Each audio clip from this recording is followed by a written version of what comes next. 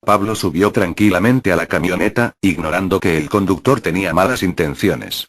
Lo conocía del pueblo, aunque nunca había intercambiado con él más que algún saludo. El ómnibus que iba hasta el pueblo no había pasado. Pablo había esperado al lado del camino desde el atardecer y ya se elevaba la luna por el horizonte cuando la camioneta se detuvo frente a él. El conductor se llamaba Anselmo. Al abrir la puerta sonrió extrañamente, con cierto aire de desprecio. Pablo no lo notó. Menos mal que pasó, dijo Pablo, si no tenía que seguir a pie, y deben de ser como 30 kilómetros desde aquí, ¿no? Por ahí sí, dijo Anselmo, con aquella sonrisa fija en el rostro. El camino era de tierra y cruzaba por campos solitarios y bosques profundos. El vehículo, precedido por dos largos haces de luz que se fundían en uno, bajaba y subía por el camino desparejo, doblaba hacia un lado, más adelante hacia el otro, perturbando momentáneamente con su luz amarilla el gris que desparramaba la luna sobre todas las cosas. Atravesaban las sombras de un bosque que llegaba hasta la orilla del camino y que formaba una especie de túnel al juntar sus ramas allá arriba, cuando Anselmo detuvo la camioneta, y buscando en su cintura encontró la culata de un revólver. Acto seguido apuntó a Pablo. ¿Qué pasó?, preguntó Pablo. Lo que pasó es que me enteré de que andas queriendo conquistar a mi esposa, le respondió Anselmo, apuntándole con el revólver a la altura de la cabeza. ¿Qué? Estás mal informado, o te equivocas de hombre, y yo no tengo nada que ver con tu esposa, es más, ni me saluda, nunca hablé con ella. Te lo juro por mi madre. Anselmo dudó, los celos lo volvían un ser irracional. Pero sabía que su fuente no era muy confiable, y Pablo parecía sincero. Dejó de apuntarle y le dijo que se bajara. Apenas pisó el camino la camioneta arrancó, alejándose con su luz y perdiéndose enseguida tras una curva. Pablo no podía creer lo que acababa de suceder. Pateó una piedra y se desahogó. Maldito loco de mierda. Respiró hondo unas veces y pensó en todo el camino que le faltaba. Ahora tenía que seguir a pie, y tal vez con suerte algún vehículo lo arrimaría hasta su hogar. Unos días atrás se le había roto el celular, se acordó al tantear el bolsillo. La noche se iba poniendo más fría. Se subió el cuello del abrigo, colocó sus manos en los bolsillos de este y comenzó a andar a paso firme. Mirando de reojo a los inmensos árboles que se alzaban a metros de él, pensó que todo un ejército podría ocultarse allí, detrás de los troncos, y mientras pensaba en eso, creyó vislumbrar algo como una cabeza, un bulto arredondeado asomando tras un tronco. El bulto se separó del árbol y comenzó a moverse de forma irregular. El sonido que produjo el bulto al desplazarse hizo que Pablo se diera cuenta de que estaba viendo algo que se movía en el suelo del bosque. La poca luz del lugar le había hecho percibir mal la distancia, y creer por un instante que aquello estaba junto al tronco, y no varios metros atrás, en un terreno que se iba elevando. Ante esta revelación, se dio cuenta de que estaba viendo a una liebre. Sonrió y siguió su camino, al igual que la liebre, la cual se alejó caminando entre los árboles, levantando la parte de atrás con cada paso. Llegó a una parte donde el bosque estaba un poco más alejado del camino y vio la redondez de la luna desplazándose entre nubarrones blancos. De repente un resplandor azul iluminó todo, como lo hace un relámpago, y por un tiempo igual de breve. Pablo dejó de caminar y miró en derredor, y después levantó los ojos hacia el cielo. ¿Qué diablos fue eso?, pensó. Pero tras girar hacia todos lados inútilmente, siguió su camino, volteando cada tanto y echando miradas a su entorno. Al salir a un lugar abierto se sintió mucho más aliviado. El bosque quedó atrás, y ahora el camino estaba rodeado de campos bien iluminados por la luna. Al alcanzar la cima de una loma del camino, vio que más adelante, en la bajada, había un vehículo volcado con las ruedas hacia arriba. Se acercó un poco más y se detuvo al reconocer el vehículo, era la camioneta de Anselmo. No quería cruzarse con aquel tipo de nuevo, pero al pensar que tal vez estaba herido y necesitaba ayuda, fue hasta la camioneta siniestrada y se inclinó para ver su interior. El conductor no estaba y el parabrisas tenía un gran hueco. Miró hacia adelante y lo vio. Anselmo había salido despedido, y ahora estaba sobre un charco oscuro, boca arriba, con la cara bañada en sangre y los ojos bien abiertos. Pablo se agachó y estiró su brazo hasta el cuello de Anselmo. Estaba muerto. Se apartó del cadáver y miró hacia un extremo del camino y luego hacia el otro, con la esperanza de ver la luz de un vehículo, pero nadie circulaba por allí en ese momento. Se le ocurrió que tal vez en la camioneta había un celular. Una de las ventanillas de la cabina estaba abierta. Se arrastró adentro del vehículo y revisó la guantera. Tanteó algo que no era un celular, era el revólver, Anselmo lo había puesto allí después de amenazarlo. Siguió buscando pero sin suerte. Apenas salió volteó hacia el cadáver. Era muy probable que tuviera un celular en su abrigo, pero tras considerarlo brevemente resolvió no revisar al muerto. De pronto el paisaje quedó rojo, una luz de ese color lo iluminaba todo. Pablo se restregó los ojos y giró la cabeza en todas direcciones. Las nubes y la luna estaban rojizas, el campo era un escenario pesadillesco y el camino parecía una cinta carmesí desplegada sobre él. Tras unos segundos la noche volvió a la normalidad. Pablo asoció aquel fenómeno al relámpago azul que había ocurrido antes, mas no se explicaba qué podía generar tan extrañas luces, qué energía tan poderosa podría producirlas. En su confusión pensaba en mil cosas, cuando por el rabillo del ojo vio que algo se movía, y al volver la cabeza vio que Anselmo se iba irguiendo hasta quedar sentado. Lo vio mover la cabeza como buscando algo y fijó sus ojos en él, entonces lanzó un grito espantoso y la sangre brotó de su boca y corrió espesa por su mentón. Con unos movimientos frenéticos se puso de pie y se tambaleó un poco, luego se abalanzó hacia Pablo, quien recién ahí reaccionó y se echó a correr, mas lo hizo en dirección contraria a su destino. Anselmo corría tras él lanzando gruñidos. Al darse cuenta de su error, Pablo se detuvo y esperó a su perseguidor, esquivándolo después con un rodeo, y ahí corrió con todas sus fuerzas. Alcanzó la camioneta y se metió por la ventanilla. Tomó el revólver de la guantera y apenas salió Anselmo lo alcanzó. Desde el suelo le apuntó a la cabeza, Anselmo se inclinó hacia él con la boca abierta, lanzando una especie de rugido furioso. Retumbó un disparo y Anselmo cayó con un agujero en la cabeza. Pablo se levantó y se alejó corriendo, con el revólver en la mano. Se detuvo cuando ya no tenía aliento. Se inclinó hacia adelante y apoyó las manos en las rodillas, tosió un poco y volteó hacia donde venía. La camioneta y su dueño habían quedado muy atrás. Seguía recuperando el aliento, cuando súbitamente el paisaje se fue oscureciendo, como si una gran sombra avanzara por el cielo.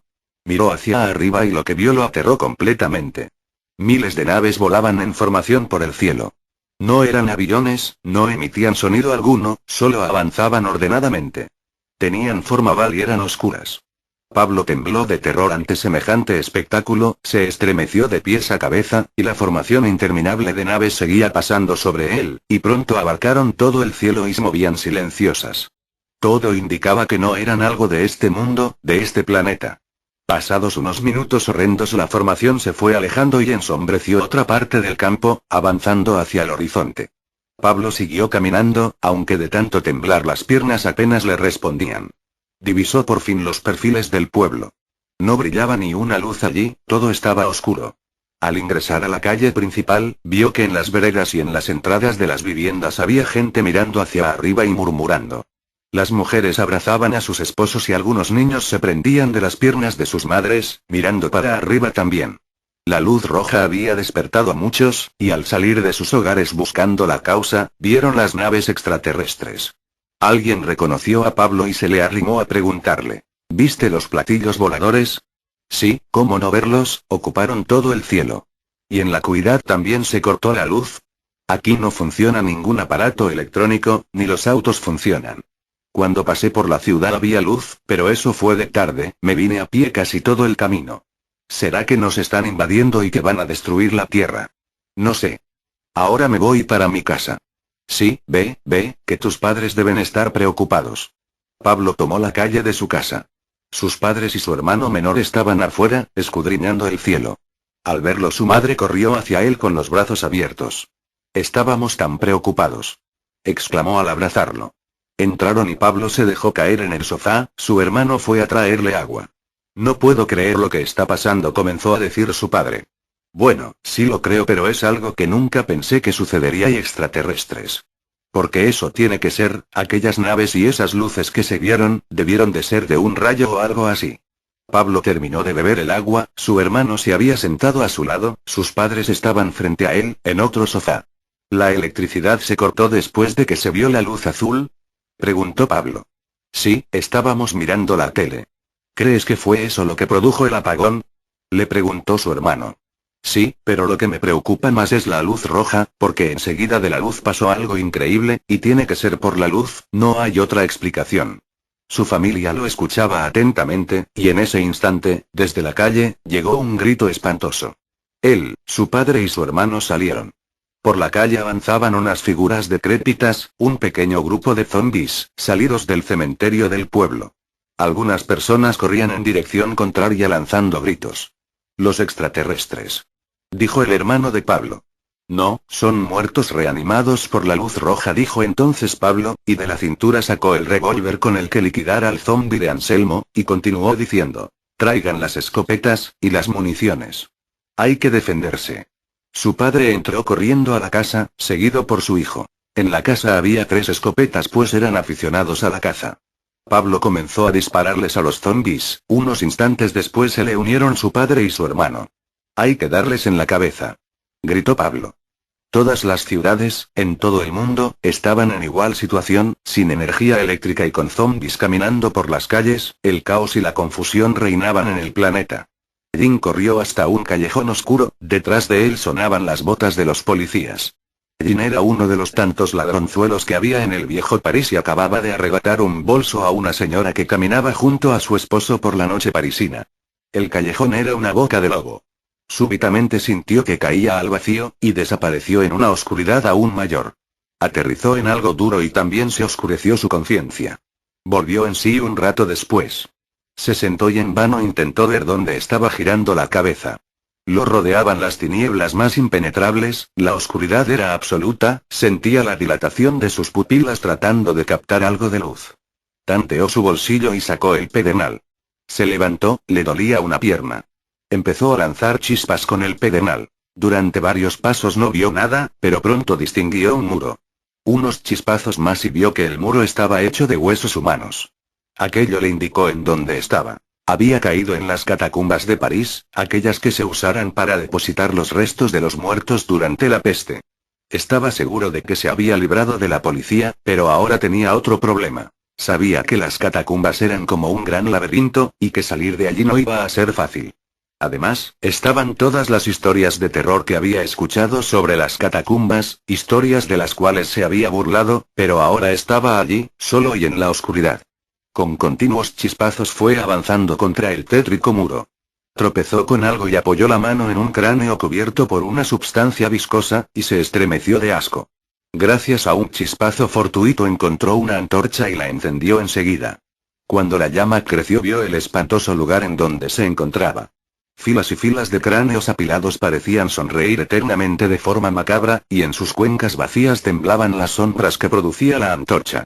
Angostos pasadizos tallados en la roca misma conducían a numerosas cámaras, aterradoras todas, llenas de huecos en sus paredes, y en los huecos huesos por todas partes. Jim avanzaba adelantando la antorcha.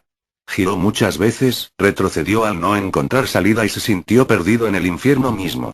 La llama de la antorcha se agitó de repente. Una corriente de aire. Jim buscó con desesperación. Fue al mirar hacia arriba que encontró un hueco, una salida. El hueco estaba contra un muro, a unos 3 metros de altura, tenía que escalar.